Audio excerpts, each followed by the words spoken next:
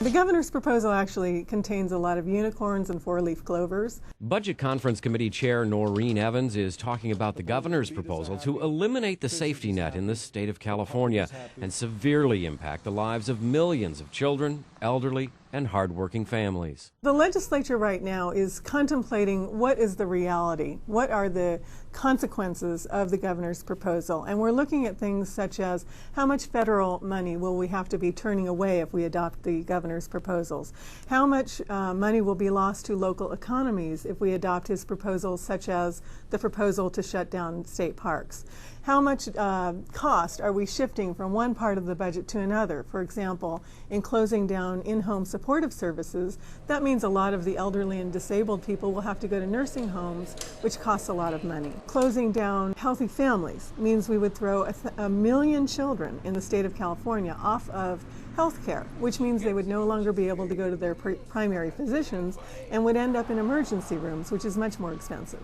The bipartisan Budget Conference Committee, made up of members from both houses of the legislature, has worked since May 21st with multiple hearings open to the public. We've taken a lot of testimony from the public. We heard from thousands of people, literally, both in writing and in person.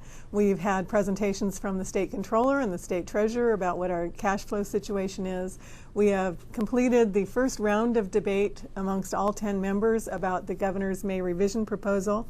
We've also heard additional options and proposals from the Legislative Analyst's Office, as well as individual legislators' proposals. So we've done a very lot of work in a very short period of time. One of our frustrations has been that the governor's office has been very slow in giving us details on some of his more difficult and controversial proposals. One of those last-minute proposals from the governor to borrow an additional $2 billion from local government came the Friday before the June 15th deadline, while the committee was already discussing other proposals affecting local governments. This is both controversial and very, very complicated, and the fact that we got information on his proposal as we were sitting deliberating it meant we were unable to complete our business. The governor's proposal was not only tardy, but it makes no financial sense for California. The governor's proposal to borrow money from local government means that it will shift the costs of a lot of state services to local governments, cities and counties, and it also means that the state has to repay that money to local governments